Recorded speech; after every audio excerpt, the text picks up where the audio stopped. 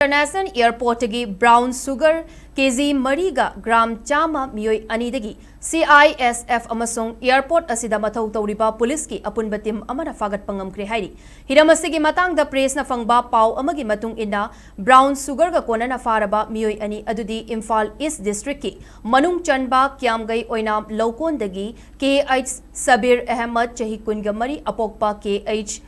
Burhanuddin Amadi Mafam Asimaktadagi Masagi Chahi Kungataruk Suraba Syed Sabir Ali Apokpa Syed Nazub Ali Kaui Makoi Animag Indigo gi flight Amada Kolkata Tamna Chatkadabani Hairi Pawasna Makata na hai ngasin numit yung bada Imphal International Airport ta Mathaw Tauriba CISF na X-ray machine na luggage sing security screening chathabada fangbang amkibani Polam sing adu KG ani gi packet oina handbag esta lot laga purambani Meeoi ani adu CISF ki personal singna detain tawraga thamlaba matung singjamai police ki team yauna mobile forensic expert amasung magistrate ta paupi ki madugal iroinana magistrate ki mamangda brown sugar sing adu seize tawbugaloinana Meeoi ani adu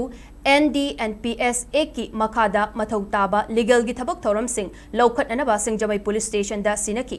brown sugar ga konana faraba Meeoi ani adu indigo gi flight amada Imphal dagi Kolkata tamna chatkadabani hairi